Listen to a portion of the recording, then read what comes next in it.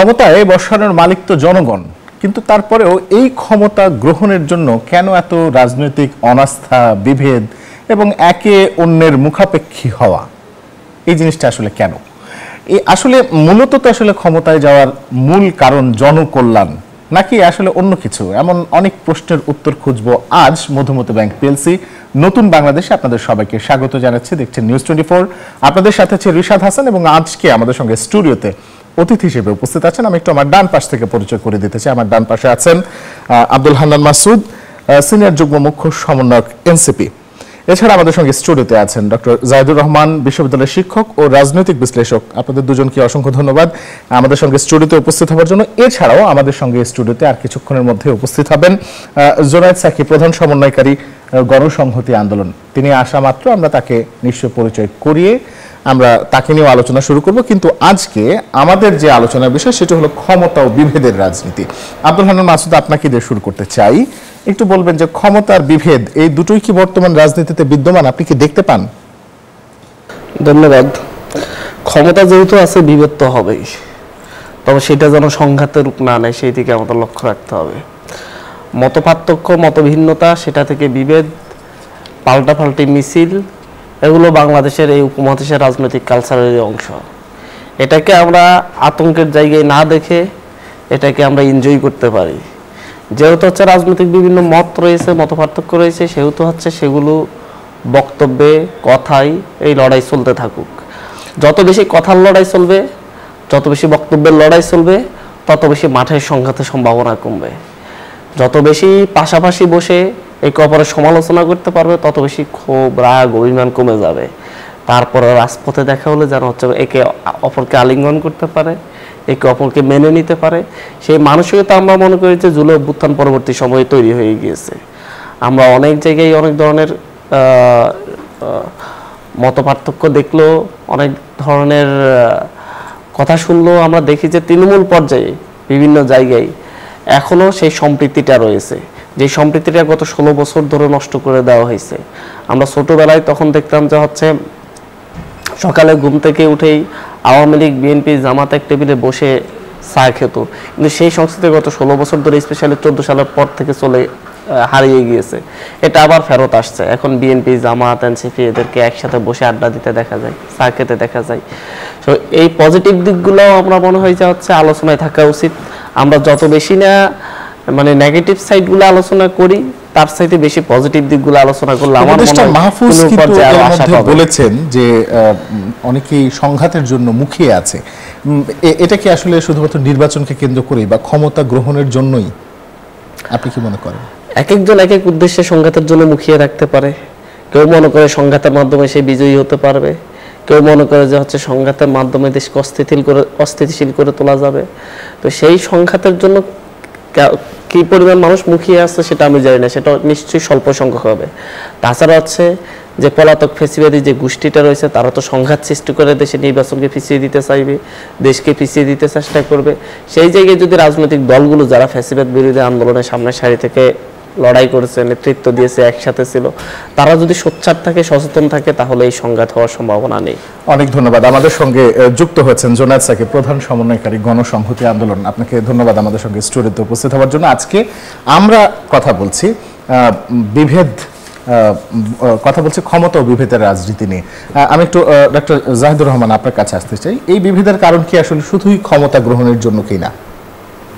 আমি ক্ষমতাটাকেই বড় কারণ বলে মনে করি। মানে বাংলাদেশে ক্ষমতা মানে এই না যে আমরা আসলে দায়িত্বে যাচ্ছি, খুবই গুরু একটা দায়িত্ব আমার হাতে এসে হাজির হয়েছে এবং সেটার জন্য সেটার মাধ্যমে আমি জনগণের জন্য কাজ করে যেতে চাই, সব কিছুর কাছ থেকে ঊর্ধ্বে থেকে। আমি বলছি না এরকম ইচ্ছা রাজনৈতিক দলগুলোর নাই, কিন্তু এটাও সত্য বাংলাদেশের মতো দেশগুলোতে যেখানে গণতন্ত্র অতটা ডেভেলপড এখনও না, সেখানে ক্ষমতায় যাওয়ার সাথে অনেক রকম বৈষয়িক লাভালাভের প্রশ্ন জড়িত হয়ে যায়। এখানে একটু বলে রাখা ভালো, সারা পৃথিবীতেই এই ব্যাপারটা আছে। আমরা আমেরিকা বা ইউরোপের মতো দেশেও দেখব যে দলটা ক্ষমতায় আসে, তার ফাইন্যান্সার থাকে বড় বড় কোম্পানিজ, সেখানে তারা নানা রকম কন্ট্রাক্ট সহ নানান রকম কাজ তারা পান। তবে সেটা খুবই ওয়েল রেগুলেটেড, এটা খুবই এক্সপোজড, এবং সেখানকার এই বেনিফিট খুব বাড়াবাড়ি রকম কিছু না। সে কারণে ক্ষমতায় যাওয়ার জন্য বা ক্ষমতায় থাকার জন্য যে মারাত্মক রকম আগ্রহ এবং যে কোনো কিছু করতে প্রস্তুত থাকার প্রবণতা, এটা আমাদের এই অঞ্চলের তুলনামূলকভাবে বেশি, কারণ আপনি যদি ক্ষমতায় যেতে পারেন সেখানে নানা রকম বৈষয়িক লাভালাভের প্রশ্ন আছে, এবং এটা একটা বড় কারণ এই সংঘাত তৈরির পেছনে, এটা আমি সত্যিকার অর্থে বিশ্বাস করি। আরেকটা বড় কারণ আছে বলে আমি মনে করি, সেটা হলো শুধু ওই লাভালাভের প্রশ্ন না, মানে একটা দেশে যখন দীর্ঘ সময়ে স্বৈরাচারী ব্যবস্থা কার্যকর থাকে, আমরা তখন ঠিক গণতান্ত্রিক প্রক্রিয়ায় নিজেদের যে কনফ্লিক্টগুলো আছে, ডিবেটগুলো আছে, সেগুলো রিজলভ করতে পারি না। আমরা তর্ক করতে করতে মাঝে মাঝেই সীমা ছাড়িয়ে ফেলি, এবং কখনো কখনো সেটা সংঘাতে পরিণত হবার সম্ভাবনা থাকে। আবারও বলছি, এটার প্রধান কারণ আসলে আমাদের গণতন্ত্রহীনতা লম্বা সময় ধরে। আমরা শেখ হাসিনার বিরুদ্ধে লড়াই করেছি শেখ হাসিনাকে সরিয়ে গণতান্ত্রিক ব্যবস্থা কায়েম করব বলে, কিন্তু ওই শাসনের মধ্যে থাকতে থাকতে আমাদের মধ্যে এক ধরনের স্বৈরাচারী প্রবণতা তৈরি হয়েছে। খেয়াল করবেন, এখনও একইভাবে কারো মতামত যদি পছন্দ না হয় তাকে ট্যাগ করা হয় ভিন্ন ট্যাগ দিয়ে। এখনও বা টু সাম এক্সটেন্ট আমি ইদানিং আমি আমার এক্সপিরিয়েন্স বলতে পারি, শেখ হাসিনার বিরুদ্ধে লম্বা অ্যাক্টিভিজমের হিস্ট্রি আছে আমার। তো তখন যত গালি খেয়েছি আমি, সম্ভবত 5 আগস্টের পরবর্তী সময়ে, সম্ভবত না, সত্যিকার অর্থে তার চেয়ে বেশি গালি খেয়েছি। গালি খাওয়ার আপত্তি নেই, প্রবণতাটা আমি বোঝানোর জন্য বলছি যে এখনও আমি যার কথা পছন্দ হচ্ছে না তার সাথে আমি ডিবেটে এনগেজ করছি না, আমি তাকে গালি দিয়ে ধ্বংস করে দেওয়ার চেষ্টা করছি, আমি তাকে ট্যাগ করার চেষ্টা করছি। আগে যেমন পাকিস্তান, এখন ভারতের দালাল ট্যাগ হচ্ছে, আপনি নির্বাচন চান তো আপনি ভারতের দালাল হয়ে গেলেন, এইরকম ধরনের কিছু ইস্যুস আছে।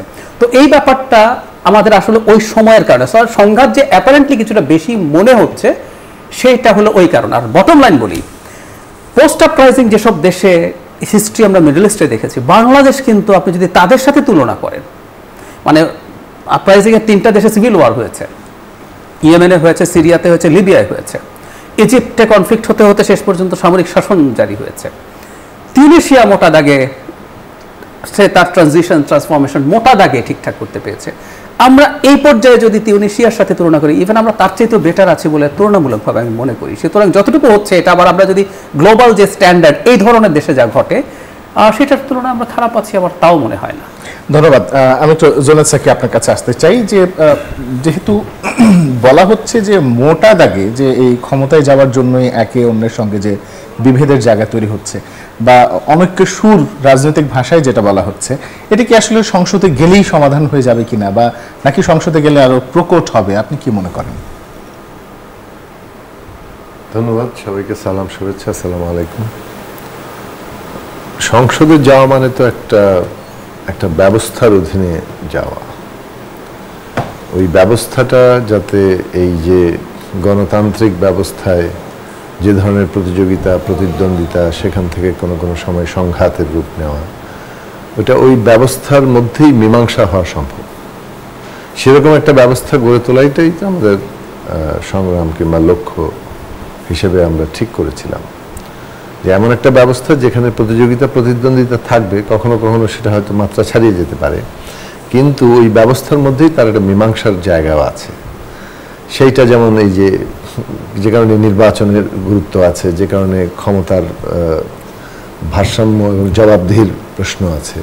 এবং নির্বাচনও হতে পারে না ক্ষমতার ভারসাম্য এবং জবাবদিহি না থাকলে, কোনো প্রতিষ্ঠানই দাঁড়ায় না ক্ষমতার ভারসাম্য এবং জবাবদিহি না থাকলে। ফলে এগুলো পরস্পর সম্পর্কিত, এবং এই যে একটা ব্যবস্থার মধ্যেই তো এটা চলবে। কিন্তু আপনি এখন যেটা আছেন সেটা হচ্ছে আমরা এই ব্যবস্থাটা নির্মাণের প্রক্রিয়া আছে, এখনো নির্মাণ করে ফেলতে পারিনি। আমরা কতগুলো জুলাই জাতীয় সনদের একটা তৈরি করেছি, যেখানে কতগুলো সংস্কারের প্রশ্নে আমরা ঐকমত্য হয়েছি, অনেকগুলো বিষয়ে ভিন্ন মত আছে। এইটার একটা মীমাংসা ঘটবে গণভোট এবং জাতীয় নির্বাচনের মধ্য দিয়ে, সেখানে সাংবিধানিক পরিবর্তন হবে এবং সে তদনুযায়ী প্রতিষ্ঠানগুলো গড়ে উঠতে শুরু করবে, কারণ এর বাস্তবায়নের মধ্য দিয়ে। ফলে ক্ষমতার এক ধরনের চেকস অ্যান্ড ব্যালেন্স তৈরি হলে ঠিক আগের মতো সরকারের হাতে যে ধরনের ক্ষমতার একটা কেন্দ্রীভবন ঘটে, যা ইচ্ছা তাই করার জায়গায় যায়, সেই জায়গাটা অনেক কমতে শুরু করবে। এবং সেক্ষেত্রে ক্ষমতার প্রতিদ্বন্দ্বিতা তো হবেই।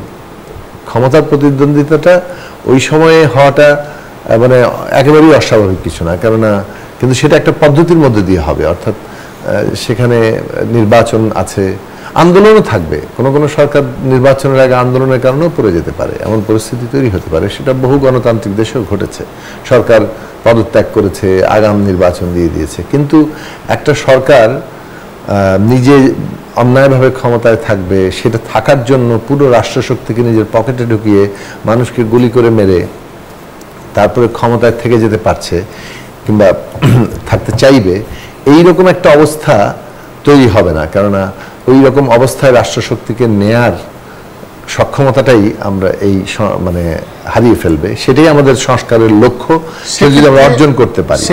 সেক্ষেত্রে একটা কথা বলি আপনার এখানে, যে বরং ক্ষমতার প্রতিদ্বন্দ্বিতা পরবর্তী সময়ে মানে ওইটাকে ধারণ করা, ওটাকে ব্যবস্থাপনা করার মতো আমাদের কাঠামোগত ব্যবস্থা থাকবে, রাজনৈতিক ব্যবস্থা থাকবে। বর্তমানে যেহেতু একটা ভঙ্গুর মানে ব্যবস্থা আছে, মানে একটা ফ্যাসিস্ট ব্যবস্থাই আছে, যেটা একটা বিক্ষিপ্ততার মধ্যে পড়েছে, সেখান থেকে আমরা একটা নির্মাণের দিকে যাচ্ছি। কাজেই এই ট্রানজিশনে আন্দোলনকারী শক্তিসমূহের ন্যূনতম জাতীয় ঐকমত্য দরকার। এটা দরকার এই কারণে যে আমরা এখন প্রতিযোগিতাকে যদি জাতীয় ঐক্যের উপরে নিয়ে যাই, তাহলে পুরো জিনিসটা ভেঙে পড়বে এবং ওই প্যাসেজ দিয়ে মানে এই পুরো আমাদের অভ্যুত্থান অর্জনটাই একটা বিপর্যয়ের মধ্যে পড়তে পারে। ফলে আপনি ভবিষ্যতে যতটা ন্যূনতম জাতীয় ঐকমত্য দরকার হবে, কারণ একটা ব্যবস্থা নির্মাণের পরে বর্তমানে ন্যূনতম জাতীয় ঐকমত্য অনেক বেশি দরকার, কেননা এইটা আমাদের প্রতিযোগিতার ওই সংঘাতে যাওয়ার মতো অবস্থাটাকে অ্যাফোর্ড করতে পারবে না। জি, সেক্ষেত্রে একটা প্রশ্ন একটু করতেই হচ্ছে, সেটি হলো যে ঐকমত্য কমিশন এখনো পর্যন্ত এরকম কোনো পদ্ধতি খুঁজে পায়নি যে পদ্ধতির মাধ্যমে পরবর্তী সাংসদ যারা হবেন তাদেরকে আসলে জুলাই সনদ বাস্তবায়ন করতে বাধ্য করা যায়, বা এরকম 2 থেকে 3টি বিষয় আলোচনা হয়েছে যেগুলো আসলে মোটা দাগে ঠিক আছে, কিন্তু সেগুলোতে রাজনৈতিক যেসব দল আছে তারা হয়তো একমত হতে পারবেন না, অথবা রাজনৈতিকভাবে একটা সংকট তৈরি হবার কথা বলা হচ্ছে। তো তাহলে কি আদতে এই ঐক্যটা কি থাকবে কিনা শেষ পর্যন্ত, বা জুলাই সনদ বাস্তবায়নের কি মোটা দাগে কোনো সহজ পদ্ধতি বের হবে কিনা, আপনারা কি আশা করেন? জুলাই সনদ বাস্তবায়নের ব্যাপারে আমাদের যে আলোচনা হয়েছিল সর্বশেষ আনুষ্ঠানিক বৈঠকে, সেখানে কিন্তু একটা প্রায় ঐকমত্য তৈরি হয়েছিল। প্রথমত এই জুলাই সনদ বাস্তবায়ন প্রক্রিয়া একটা আদেশ হবে। এখন এটার চরিত্র কি হবে, আদেশটা কার মানে নামে যাবে কিংবা কিভাবে জারি হবে, সেটা নিয়ে কিছুটা কনফিউশন ছিল ওই মুহূর্তে। লিখিত রূপটা আসলে হয়তো স্পষ্ট হয়ে যেত, কিন্তু মোটা দাগে তখনও পর্যন্ত আলোচনাটা একটা জায়গায় ছিল। এরপরে এই আদেশের মধ্যে যেটা থাকবে সেটা হচ্ছে একটা গণভোটের মানে বিষয়, যে গণভোট থেকে একটা হচ্ছে জুলাই জাতীয় সনদ অনুমোদিত হবে, আর একটা হচ্ছে গণভোটের মাধ্যমে আগামী আইনসভাকে জনগণ এই জুলাই জাতীয় সনদের ভিত্তিতে মৌলিক সংস্কারের একটা ক্ষমতা অর্পণ করবে, কনস্টিটিউয়েন্ট পাওয়ার দেবে একটা নির্দিষ্ট সময়ের জন্য। ফলে আগামী সংসদ ওই কনস্টিটিউয়েন্ট পাওয়ার নিয়ে, ধরুন কথার কথা, এটা 6 মাস হতে পারে, 1 বছর হতে পারে, কিংবা 3 মাসও হতে পারে, সেটা আলোচনার মধ্যে ঠিক হবে। এই সময়কালে সে জুলাই জাতীয় সনদের ভিত্তিতে সংস্কারটা শেষ করবে, এরপরে সে রেগুলার পার্লামেন্ট হিসেবে কাজ করবে। এই 6 মাসেও সে কিন্তু পার্লামেন্ট হিসেবে কাজ করবে, কিন্তু 6 মাস পরে সে আর এই কনস্টিটিউয়েন্ট পাওয়ারটা থাকবে না। এইরকম একটা দুটো বিষয়ে আমাদের কিন্তু ঐকমত্য হয়েছে। এবং শেষ করি সেটা বলে যে আপনি যে জুলাই জাতীয় সনদের কেউ যদি পড়ে দেখেন, প্রত্যেকটা ভিন্ন মতের নিচে লেখা আছে নোট, যে এটা যে দলগুলো তার ইস্তেহারে দেবে এবং দল যারা ম্যান্ডেট পাবে, যারা সংখ্যাগরিষ্ঠতা পাবে, তাদের প্রস্তাব অনুযায়ী এই ভিন্নমতের বাস্তবায়ন করবে। তাহলে একটা প্যাকেজ হিসাবে হ্যাঁ না দিচ্ছেন, মানে অনুমোদন দিচ্ছেন, যেটা আইনি বাধ্যবাধকতা আনছে পরবর্তী পার্লামেন্টের জন্য। আর 2, পার্লামেন্টকে ওই একটা কনস্টিটিউয়েন্ট পাওয়ার বলেন, একটা ক্ষমতা দেওয়া হচ্ছে যে এই সনদের ভিত্তিতে সে মৌলিক সংস্কার করতে পারবে, যেটা আদালতে আর চ্যালেঞ্জ হবে না। এই দুটো ক্ষমতা দেওয়া হচ্ছে। এখন এই যে ক্ষমতাটা দেওয়া হচ্ছে গণভোটের মাধ্যমে, গণভোটটা কোন ভিত্তিতে তৈরি হচ্ছে? এটা কি একটা আদেশ না অর্ডিন্যান্স? অর্ডিন্যান্স প্রেসিডেন্টের মাধ্যমে যায়, কিন্তু অনেকে, যেমন আমরা সম্প্রতি এনসিপির দাবি দেখলাম যে না, এটা অর্ডিন্যান্স, এমনকি জামাতেরও ওই দাবি ছিল যে অর্ডিন্যান্স এটা খুব দুর্বল হয়ে যায়, আমাদেরকে একটা অর্ডার করতে হবে, এবং সেই অর্ডার হবে জুলাই অভ্যুত্থানের ভিত্তিতে। জুলাই আমরা সে বিষয়ে কথা বলবো, সেইটা নিয়ে আলোচনাটা, তর্কটা আছে। ফলে তো একেবারেই কোনো জায়গায় আমরা পৌঁছাতে পারিনি তা নয়। ধন্যবাদ। ডক্টর জাহেদ, একটু আপনার কাছে আসে, জুলাই সনদ বাস্তবায়নের পথ কি শেষ পর্যন্ত খুঁজে পাওয়া যাবে? ঐকমত্য কমিশন এখন পর্যন্ত যদিও বেশ অগ্রগতির কথা বলেছে, কিন্তু মোটা দাগে আসলে ওই জুলাই সনদ নির্দিষ্ট সময়ের ভিতরে বাস্তবায়ন না হলে কি হবে, বা পরবর্তীতে আসলে কোন কোন জায়গাগুলোতে আসলে আইনি জটিলতা থেকে যাচ্ছে, আবার কোথাও কোথাও চ্যালেঞ্জ করার জায়গা থেকে যাচ্ছে, এবং সে নিয়ে আজকেও একটা বৈঠক হয়েছে। তার আগ পর্যন্তও একেবারে নোট অফ ডিসেন্ট নিয়ে মোটা দাগে কোনো সমাধান পাওয়া যায়নি, এবং গণভোট সহ আদেশ সহ আরো বেশ কিছু জায়গায় এখনো পর্যন্ত বেশ কিছু প্রশ্ন থেকে যাচ্ছে। একটু আপনার কাছে এই প্রশ্ন যে খুঁজে পাওয়া যাবে কিনা পথ। আমাদের সংকটটা না আসলে আমরা খুব টেকনিক্যালিটিস নিয়ে কথাবার্তা বলছি, কিন্তু আমি মনে করি সমস্যাটা মূলত রাজনৈতিক। আমাদের এই টেকনিক্যালিটিসগুলো এত সামনে কেন আসছে? কারণ আমাদের রাজনৈতিকভাবে ঐক্যমত্য হয়নি। এবং আমি এনসিপির সর্বসাম্প্রতিক যে শর্ত জুলাই সনদ সাইন করার জন্য, আমি ওদের দেয়া শর্তগুলো সব আক্ষরিক অর্থে ধরে নিচ্ছি না। রাজনৈতিক দলগুলো কিন্তু অনেক সময় রেটরিক ব্যবহার করে এবং তারা বার্গেইনের জন্য বেশি শর্ত দেন, তারপর দু একটা থেকে সরে আসেন, তার ভেতরে হয়তো ভিন্ন জিনিস ছিল, থাকতে পারে। এটা সারা পৃথিবীতে আছে, এই প্রবণতায় প্রবলেম নেই। কিন্তু ওনারা যেটা দিয়েছেন, যেটা আমাদের সামনে এসছে, সেটা নিয়ে দুটো প্রশ্ন। ছোট প্রশ্নটা আগে করি, সেটা হচ্ছে সাকিব ভাই যে জায়গায় শেষ করতে যাচ্ছিলেন, যে অর্ডারটা প্রেসিডেন্ট না, প্রধান উপদেষ্টাকে দিতে হবে জুলাইয়ের শক্তি হিসাবে। মানে আমরা প্রেসিডেন্টকে এখানে খারিজ করছি কারণ শেখ হাসিনার প্রেসিডেন্ট, কিন্তু আমরা যখন একটা কনস্টিটিউশনের মধ্যে ঢুকেছি আছি, আমরা কনস্টিটিউশনকে বাতিল করিনি, সুতরাং এটা বিতর্ক তৈরি করবে। আমি এটা সরিয়ে রাখছি, প্রধান জায়গাটা বলি। এনসিপি দাবি করছে নোট অফ ডিসেন্ট ছাড়া গণভোট করতে হবে। মানে এটা একটা মারাত্মক দাবি। মারাত্মক দাবি মানে হচ্ছে এটা যদি ওনারা মিন করে থাকেন এবং এটা যদি স্টিক করেন, তাহলে খেয়াল করি আমরা যে 84টা ফাইনাল প্রপোজাল থাকলো, এর মধ্যে বিএনপির নোট অফ ডিসেন্টস আছে কয়েকটা জায়গায়। বিএনপির অনেক নোট অফ ডিসেন্ট কিন্তু আমরা সমর্থন করি না, আমরা অনেক আলোচনা করেছি এটা নিয়ে। যেমন একটা খুব কমন হচ্ছে আপার হাউসের পিআর কেন হবে না, পিআর না হলে আপার হাউসের দরকার কি, এগুলো আমরা ডিবেট করেছি, কিন্তু তার তো আছে এবং সে তার পলিটিক্যাল ক্ষতির ঝুঁকি নিয়েই কাজটা করেছে।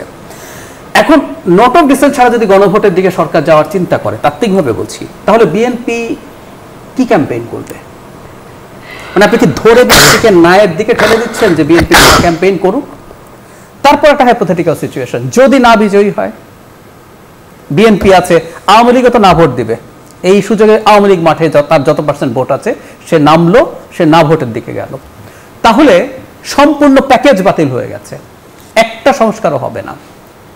এজন্য যেটা প্রথম সিদ্ধান্ত ছিল যে আপনি এই যেইভাবে জুলাই সনদ স্বাক্ষরিত হয়েছে সেই অনুযায়ী এটা গণভোটে দেন, যে তারপরে যার যে কয়টা, বিএনপি যদি হয় বিএনপি নোট অফ ডিসেন্ট বাদ দিয়ে সে তারগুলো বাস্তবায়ন করবে, জামাত যদি হয় জামাত, আমি ভুল না করলে একটা সম্ভবত তাদের নোট অফ ডিসেন্ট আছে বা দুটোয়, সেটা বাদ দিয়ে করবে। এনসিপিরও সম্ভবত একটা নোট অফ ডিসেন্ট আছে, সেটা বাদ দিয়ে করবে। এনসিপি যদি নির্বাচিত হয় তখন 84-এর মধ্যে 83টাই তারা করে ফেলবেন। তো এইভাবেই জিনিসটা হওয়ার কথা ছিল। এই জন্য আমি বলছি প্রবলেমটা কিন্তু রাজনৈতিক। এই যে আমাদের এই বাকি সবকিছু কিন্তু আলোচনায় ঠিক হয়ে যেতে পারতো, বা গণভোট হতেও যে এত দীর্ঘ সময় সিদ্ধান্ত নিতে হয়েছে সেটা কিন্তু পলিটিক্যাল হিসেব নিকেশ ছিল। কারণ বিএনপি ভেবেছে, প্রথম যে প্রস্তাবনাটা ছিল যে নির্বাচিত সংসদ 2 বছরের মধ্যে এটা বাস্তবায়ন করবে, তার অবস্থান ওখানে ছিল।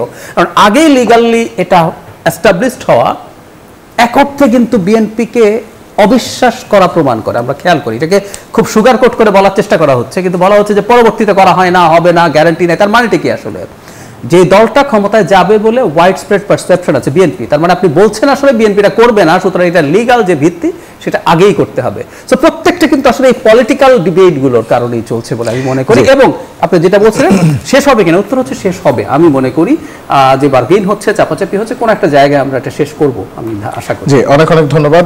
যেহেতু এনসিপির দুটো বিষয় আপনি সামনে এনেছেন, আমরা আব্দুল হান্নান মাসুদের কাছেও যাব, কিন্তু তার আগে আমরা একটা ছোট্ট বিরতিতে যাব। বিরতির পর যখন ফিরবো তখন এই প্রশ্নগুলো উত্তর নিয়ে ফিরছি, সাথে থাকুন। বিরতির পর স্বাগত, দেখছেন নিউজ 24, চলছে মধুমতি ব্যাংক পিএলসি নতুন বাংলাদেশ, সাথে আছে রিশাদ হাসান। আমরা হান্নান মাসুদ আপনাকে দিয়ে শুরু করতে চাই। বাংলাদেশ সংবিধান 2026 এই বিষয়টা কি আসলে আপনারা যেটা চাইছেন সেটি কি আসলে অন্য সব রাজনৈতিক দল মানবে, আপনি কি মনে করেন? হ্যাঁ, ধন্যবাদ। অন্য সব রাজনৈতিক দল মানবে কিনা তো তারা বলতে পারবে। আমরা অভ্যুত্থানে পরবর্তী রাজনৈতিক দল হিসেবে, অভ্যুত্থান থেকে তৈরি হওয়া রাজনৈতিক দল হিসেবে আমরা আমাদের দাবিগুলো জানিয়েছি। আমরা মনে করছি এই দাবিগুলো অভ্যুত্থানে অংশগ্রহণ করা প্রতিটি নাগরিকের লালিত স্বপ্ন। আমরা কয়েকটি দাবি জানিয়েছি, তার মধ্যে অন্যতম প্রধান দাবি হচ্ছে যে গণভোটটা হবে, গণভোটের আদেশটা রাষ্ট্রপ্রধান হিসেবে, সরকার প্রধান হিসেবে ডক্টর মোহাম্মদ ইউনূসকে দিতে হবে, ঘোষণা করতে হবে। সে আদেশে উনি সাইন করবেন কারণ হচ্ছে বাংলাদেশের যে কয়েকটি সাংবিধানিক আদেশ হয়েছে সেগুলো সেই ক্ষেত্রে রাষ্ট্রপ্রধান এবং সরকার প্রধান একই ব্যক্তি ছিলেন, রাষ্ট্রপতি দিয়েছিলেন। তো বাংলাদেশে এখন সরকার প্রধান আলাদা এবং রাষ্ট্রপ্রধান আলাদা ব্যক্তি। আর জুলাই অভ্যুত্থান পরবর্তী সময়ে আমরা মূলত হচ্ছে একেবারে যদি বলেন যে হচ্ছে ইমোশনালিও বলতে হয় এবং পাশাপাশি সাংবিধানিকভাবেও বলতে হয়, আমরা মূলত চুপ্পু কিংবা হচ্ছে শেখ হাসিনার তৈরি যেই ফ্যাসিবাদী রাষ্ট্র ব্যবস্থা ছিল বা হচ্ছে যেই ব্যক্তিবর্গ ছিল এদের বিরুদ্ধে আমাদের অভ্যুত্থান ছিল, সেই জায়গায় জুলাই এর রক্তের বিনিময়ে অর্জিত যে সনদ, সেই সনদের ঘোষণা বা আদেশ সাইন হবে, সেই সাইনে শাহাবুদ্দিন চুপ্পুর নাম থাকবে, সেটা আমরা চাচ্ছি না। এটা সমাধান আরো অনেক আগেই হইতো, আজকে এই সংকটটা তৈরি হইতো না। যখন আমরা রাষ্ট্রপতি পরিবর্তনের কথা বলছিলাম সেই ক্ষেত্রে যদি রাজনৈতিক দলগুলো ঐক্যমত পোষণ করত, সেটা তারা করার নাই। এর পাশাপাশি হচ্ছে আপনার যে নোট অফ ডিসেন্টগুলো নিয়ে আমাদের সবচেয়ে বেশি বড় সংকট বাংলাদেশে, আপনার সাংবিধানিক মোট 19টি বিষয়ে আলোচনা হয়েছে ঐক্যমত কমিশনে, 19টি সংশোধনের কথা বলা হয়েছে। তো সেই জায়গায় বিএনপি 9টি বিষয়ে নোট অফ ডিসেন্ট দিয়ে রেখেছে। সেই জায়গায় আপনার হচ্ছে নোট অফ ডিসেন্টের মধ্যে একটা নোট অফ ডিসেন্ট হচ্ছে তত্ত্বাবধায়ক সরকার গঠন প্রক্রিয়া। সেই ক্ষেত্রে ঐক্যমত কমিশন অন্যান্য রাজনৈতিক দল সহ একটি প্রস্তাবনা পেশ করছে, কিন্তু বিএনপি সেখানে নোট অফ ডিসেন্ট দিয়ে রেখেছে। তো আপনি সহ বাংলাদেশের মানুষের অভিজ্ঞতা যে হচ্ছে বাংলাদেশের সেই 91 পর থেকে যতগুলো রাজনৈতিক সংকট তৈরি হয়েছে, প্রত্যেকটা রাজনৈতিক সংকটের মূল ছিল হচ্ছে তত্ত্বাবধায়ক সরকার ব্যবস্থা বা তত্ত্বাবধায়ক সরকারের প্রধান কে হবেন সেটা নিয়েও 2006-07 সালে আপনার বড় সংকট তৈরি হয়েছিল। তো এই সংকটটাকে জিয়ে রাখার যে অপচেষ্টা আমরা বিএনপির পক্ষ থেকে দেখি, এটার বিরুদ্ধে আমরা অবস্থান নিয়েছি। পাশাপাশি হচ্ছে আপনার উচ্চকক্ষে পিআর ইস্যুটি, এই ইস্যুটি একটা বড় ইস্যু হয়ে দাঁড়িয়েছে। সকল রাজনৈতিক দল এই ক্ষেত্রে একমত, শুধুমাত্র বিএনপি এবং এনডিএম ছাড়া। তো এই ক্ষেত্রে যদি গণভোটে যদি হচ্ছে এই দেশের মানুষ যদি হাঁ দেয় যে এই ক্ষেত্রে, তাহলে কেন হচ্ছে বিএনপিকে যে সুযোগ দেওয়া হচ্ছে, বিএনপি যদি ক্ষমতায় যায় তাহলে বিএনপি সেটা না পালন করলেও চলবে, না বাস্তবায়ন করলেও চলবে। এরকম একইভাবে আরও বিভিন্ন সাংবিধানিক পদগুলোতে নিয়োগ প্রক্রিয়া নিয়ে, ন্যায়পাল নিয়োগ নিয়ে আপনার বিএনপি যেই প্রক্রিয়ার কথা, যেই মানবাধিকার কমিশন, ন্যায়পাল, তথ্য কমিশন, এগুলার ক্ষেত্রে নিয়োগ প্রক্রিয়া ঐক্যমত কমিশন সুপারিশ করেছে। সেই জায়গায় বিএনপি সহ মাত্র কয়েকটি রাজনৈতিক দল স্বাক্ষর করবেন কবে? রাজনৈতিক দল নোট অফ ডিসেন্ট দিয়ে রেখেছে। তো আমরা মনে করি বাংলাদেশের সাংবিধানিক যে ইস্যুগুলো নিয়ে মূলত সংকট তৈরি হয়, দুর্নীতি দমন কমিশন, পিএসসি, তারপর হচ্ছে নির্বাচন কমিশন কিংবা হচ্ছে তত্ত্বাবধায়ক সরকার ইস্যু, এগুলো নিয়ে সংকট তৈরি, সেই প্রত্যেকটা জায়গায় বিএনপির নোট অফ ডিসেন্ট রয়েছে। আমরা এই জায়গায় বলছি যে হচ্ছে আমরা যে 4টি দাবি জানিয়েছি তার মধ্যে অন্যতম একটি হচ্ছে নোট অফ ডিসেন্ট সহকারে আপনার সরকার গণভোটে যাবে, আদেশ জারি করে সেটা গণভোটে নিবে, এবং সেই জায়গায় যদি হচ্ছে জনগণ হাঁ ভোট দেয় তাহলে হচ্ছে যেই সরকারি ক্ষমতা আসুক সে নোট অফ ডিসেন্ট সহকারে সবগুলো বাস্তবায়ন করতে বাধ্য থাকবে।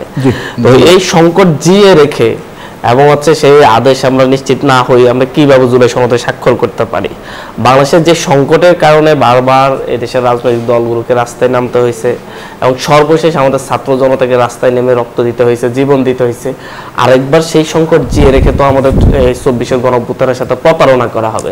তো সেই প্রতারণাটা অন্তত এনসিপি করতে পারে না, অন্য যে কোনো রাজনৈতিক দল করতে পারে। ধন্যবাদ। আমি একটু ডক্টর জাহিদ আপনার কাছে আসতে চাই। জোটের প্রার্থী দলীয় প্রতীকে নির্বাচন যদি করতে হয়, নিজ দলীয় প্রতীকে যদি নির্বাচন করতে হয়, তাহলে বিএনপির সমস্যাটা কোথায়? এটা শুধু বিএনপির সমস্যা না, আসলে বিএনপি আমি ধারণা করি তারা যেহেতু অভিযোগ জানিয়েছে, তাদের সাথে যারা জোটে আছেন তাদেরও কারো আমি সবার কথা বলতে পারি না, কারো এই ব্যাপারে দ্বিমত আছে। কারণ বাংলাদেশের যে প্রেক্ষাপট সেখানে জোটের ব্যাপারে বাস্তবতার কথাগুলো বলে ফেলা ভালো। সেটা হচ্ছে এখানে মার্কা এতটাই চেনা, এতটাই ডমিনেট করে, মানে বহু মানুষ আছে যাকে আপনি ভিন্ন একটা মার্কা চেনানো কঠিন হয়ে যায়। আমি একটা উদাহরণ দিই, শেখ হাসিনার সময় দেখবেন রাশেদ খান মেনন বা হাসানুল হক ইনুর মতো মানুষ যারা পরিচিত মানুষ, মন্ত্রী ছিলেন, তারাও কিন্তু নৌকা মার্কা নিয়ে ভোট করেছিলেন যেহেতু তারা জোটে ছিলেন তখন। তো মানে ব্যাপারটা হচ্ছে এই যে এই মার্কা যদি না থাকে, হ্যাঁ যখন জোটে আসবে, কাউকে যদি বিএনপি সেই জায়গায় সিট ছেড়ে দেয়, সিট ছেড়ে দিলে বিএনপি ওখানে ধানের শীষ থাকবে না, তখন বাকি মার্কাগুলোর মধ্যে একটা নতুন মার্কা, প্রায় সব দলের যেসব মার্কা আছে সেটা পরিচিত করানো যথেষ্ট টায়ারিং কাজ, এবং একটা প্রজন্ম আছে যাদের কাছে এগুলো পৌঁছাও খুব সোজা না। কিন্তু ধানের শীষ 50 বছরের বেশি সময় হয়ে গেছে, এই মার্কাটা মানুষের মধ্যে ব্র্যান্ডেড হয়েছে, মাথার মধ্যে এনগ্রেভড হয়ে গেছে। এবং শুধু সেটা না, বহু বছর মানুষ হয়তো যারা ধানের শীষে ভোট দিতে চাইতেন তারা ধানের শীষে ভোট দিতে পারেন নাই শেখ হাসিনার এই বিভৎস শাসনের কারণে, এই 3টা টার্মের কথা বলছি। ফলে যখন এই মার্কাটা থাকবে না, জোটে যারা প্রার্থী আছেন তাদের জন্য এখানে নির্বাচিত হয়ে আসা হবেন না বলছি না, চ্যালেঞ্জিং হবে, কঠিন হবে। এবং বিএনপি আমি ধারণা করি অন্যান্য জোট সঙ্গীদের কাছ থেকেই এই ব্যাপারে শক্ত বার্তা পেয়েছে এবং সেই বার্তাটাই বিএনপি নিয়ে গেছে। এবং স্বাভাবিকভাবেই বিএনপি যে সিটগুলো তার শরিকদেরকে ছাড়বেন সেগুলোতে তারা পরাজিত হোক এটা তারা এক্সপেক্ট করবেন না, তারা চাইবেন তারাও যেন জিতে আসেন, তাদের সবচেয়ে বেশি সংখ্যক সিট নিয়ে তারা যাতে যেতে পারেন। ধন্যবাদ। জোনাস সাকি, একটু আপনার কাছে আসবো। জামায়াত প্রায় সবগুলো আসনে প্রার্থী দিয়েছে এবং বলা হচ্ছে যে 80% প্রার্থী নতুন রাজনৈতিক, মানে নতুন 80% প্রার্থী। তো রাজনৈতিক দলগুলোর ভিতর কি জামায়াত ইসলাম নির্বাচনী দৌড়ে প্রস্তুতিতে সবকিছুতে আসলে এগিয়ে থাকলো কিনা? ধন্যবাদ। আমি একটু আগের প্রসঙ্গে যাই, যেহেতু এটা আলোচনাটা রেকর্ডেড হচ্ছে, তথ্যগত জায়গাগুলো একটু স্পষ্ট হওয়া দরকার। কনস্টিটিউশনাল কমিশনের মাধ্যমে কনস্টিটিউশনাল পদগুলোতে নিয়োগ, এই যে অর্থাৎ একটা সাংবিধানিক কমিশন থাকবে যারা, যেখানে সরকার এবং বিরোধী দলের প্রতিনিধিরা থাকবেন, তার মাধ্যমে এই সাংবিধানিক পদগুলোতে নিয়োগ, বিশেষত 5টা পদ নিয়ে আলোচনা হয়েছে। তার মধ্যে একটা নির্বাচন কমিশন, এ বিষয়ে কিন্তু সর্বসম্মত ঐক্য হয়েছে বিএনপি সহ, যে এইটাতে সাংবিধানিক একটা কমিশন হবে যারা এটা নিয়োগ দেবে। আর বাকি দুর্নীতি দমন কমিশন, অডিটর জেনারেলের পদ, পাবলিক সার্ভিস কমিশন এবং ন্যায়পাল, এই 4টা ক্ষেত্রে একই পদ্ধতিতে অর্থাৎ সাংবিধানিক কমিশনের মাধ্যমে নিয়োগের কথা আমাদের প্রস্তাব ছিল। যেহেতু এই ইস্যুটাই আসলে তুলেছিলাম আমাদের দলের পক্ষ থেকে, দীর্ঘদিন ধরে আমরা কথা বলছিলাম। এখানে বিএনপি নোট অফ ডিসেন্ট দিয়েছে এই 4টাতে। তারা বলছেন যে আইন করে তারা এই ধরনের কাঠামো করবেন, এটা তারা সংবিধানে রাখতে চান না। দ্বিতীয় আরেকটা বিষয় হচ্ছে যে কেয়ারটেকার গভর্নমেন্ট। কেয়ারটেকার গভর্নমেন্টের ক্ষেত্রে 1, 2, 3 মানে 3টি পদ্ধতির বিষয় আছে। দ্বিতীয় পদ্ধতিতে আছে র্যাঙ্ক চয়েস পদ্ধতি। বিএনপি 1 এবং 3-এর সাথে একমত হলেও র্যাঙ্ক চয়েস পদ্ধতিতে তারা নোট অফ ডিসেন্ট দিয়েছে যে এইটা সংসদে আরও বেশি আলাপ আলোচনা দরকার, সেটার মাধ্যমে করবেন। এই হচ্ছে মোটামুটি তথ্যের দিক থেকে জায়গা। আপার হাউসে P R A BNP note of dissent দিয়েছে। এই নোট অফ ডিসেন্টের মীমাংসা কি হবে? এটা কি গণভোটে হবে নাকি এটার মীমাংসা হবে পার্লামেন্টের মাধ্যমে? এই আলোচনা কিন্তু অনেকবার হয়েছে এবং এইটা শেষ পর্যন্ত পার্লামেন্টের মাধ্যমেই মীমাংসা হবে এ নিয়ে কিন্তু অধিকাংশ দলের, এমনকি শেষ দিনে প্রায় সর্বসম্মতি ঐক্যমত হয়েছিল বলে আমরা ধারণা করেছিলাম। পরবর্তীকালে এনসিপি পক্ষ থেকে প্রেস কনফারেন্স করে বলা হয়েছে যে না, গণভোটে যদি কেউ, মানে জনগণ যদি হাঁ বলে, তাহলে আসলে নোট অফ ডিসেন্টকেও হাঁ বলে দিয়েছে, অর্থাৎ মানে ওইখানে আর নোট অফ ডিসেন্টগুলো আর কার্যকর থাকবে না। এটা মীমাংসা হয় না, কারণ যেভাবে জুলাই জাতীয় সনদ লেখা আছে তাতে আপনি যখন জুলাই জাতীয় সনদকে হাঁ বলেন তখন আসলে ওর ভেতরে যা যা লেখা আছে তাকেই হাঁ বলেন, অর্থাৎ ঐকমত্য অংশ, ভিন্নমত এবং ভিন্নমত বাস্তবায়নের পদ্ধতি, এটাও লেখা আছে। তো ফলে এই সবটাকে আপনি হ্যাঁ বলেন, ফলে ওইটা পার্লামেন্টে গিয়েই হবে। এবং রিপ্রেজেন্টেটিভ ডেমোক্রেসিতে যেহেতু আপনি একটা কনস্টিটিউশনকে স্থগিত করেননি, ফলে আপনি কনস্টিটিউশনের মধ্যে গণভোটের মধ্য দিয়ে সংবিধান সংশোধন হয়ে যাবে এরকম কোনো বিধান এখন নেই। অন্যদিকে এই বিষয়ে কোনো ঐকমত্য তৈরি হয়নি, ফলে আপনি এইটাতে গণভোটের মধ্য দিয়ে এইটা বলতে পারেন যেটা আগামী পার্লামেন্টে যাবে এবং এটা কনস্টিটিউয়েন্ট পাওয়ার হবে, অথবা জনগণ এটা অনুমোদন করলো, অথবা আগামী পার্লামেন্টের জন্য এটা বাধ্যতামূলক, কিন্তু গণভোটে এটা গৃহীত হয়ে গেল এটা আপনি বলতে পারেন না। এইটার বিষয়ে এই আলোচনাটা হয়েছে। কাজেই প্রথম গণভোটের মধ্য দিয়ে নোট অফ ডিসেন্টের মীমাংসা, এইটা কোনো ঐকমত্য নাই এটার আপাতত এই সংবিধানের জায়গাটা নেই। যেটা বলা হয়েছে প্রেসিডেন্সিয়াল অর্ডার, মানে এই তর্কটা আসলে কেউ শুনতে চায় না, কিন্তু এটাই আলোচনা ঘুরপাক খায়। এটা একটু মুশকিল জায়গা। প্রেসিডেন্সিয়াল অর্ডার, যেহেতু আমরা ওখানে ছিলাম, তর্কগুলো জানি, ফলে সে কারণে জনগণকেও জানানো প্রয়োজন মনে করছি। প্রেসিডেন্সিয়াল অর্ডিন্যান্স যে কোনো কিছু যে নামেই বলেন, অর্ডারও অর্ডিন্যান্সই হবে। মানে আপনি যদি প্রেসিডেন্টের নামে যান, পার্লামেন্ট যখন থাকে না, এনিথিং ইজ এন অর্ডিন্যান্স, যে নামই আপনি দেন। এখন অর্ডিন্যান্সের বাইরে যদি আপনি অর্ডারে যান, তাহলে এর সোর্স অফ পাওয়ার কি? এর সোর্স অফ পাওয়ারটা হয়ে যাচ্ছে যে এমন একটা কিছু, জুলাই অভ্যুত্থান, তার মানে সে কিন্তু প্রকারান্তরে সংবিধানকে এক ধরনের স্থগিত জায়গা করছে। এটা নিয়ে একটা বড় ধরনের প্রবলেম তৈরি হচ্ছে যে এইটা তাহলে তো কনস্টিটিউশনাল মানে জায়গাটা রাখলো না, ফলে এই ফাঁকটা বড় ধরনের সংকটের জন্ম দিতে পারে। এখন প্রেসিডেন্টের নামে একটা জিনিস যাওয়া মানে কোনো ব্যক্তির নামে যাওয়া না, ওই চেয়ারটার নামে যাওয়া। এখন সেটা নিয়ে একটা আপত্তি আছে যে এই প্রেসিডেন্ট আসলে আগের প্রেসিডেন্ট, কাজেই তার ব্যাপার নিয়ে একটা জায়গা তৈরি হচ্ছে। এটা যতটা না আবেগীয় ব্যাপার, ততটা আইনি ব্যাপার না আর কি। কারণ আবেগীয় জায়গা থেকে প্রেসিডেন্টের ব্যাপারে অনেক প্রশ্ন প্রত্যেকেরই আছে, কিন্তু যেহেতু এটা একটা পোস্ট এবং এইটা একটা রাষ্ট্র পরিচালনার পদ্ধতি, যে কোনো কিছুই প্রেসিডেন্টের নামে রাষ্ট্রপতির আদেশক্রমে যায়। অর্ডিন্যান্স হলো এতগুলো এর মধ্যে। আচ্ছা ঠিক আছে, এখন আমি শেষ করি এটা বলে যে ধরুন এটা হচ্ছে যে তর্কের প্রশ্ন। এই তর্কে হয়তো বা আমরা একটা জায়গায় আসলে ঐকমত্যে পৌঁছাতে পারবো, এবং পৌঁছালে আমরা এই ক্রাইসিসটা থেকে বেরোতে পারবো।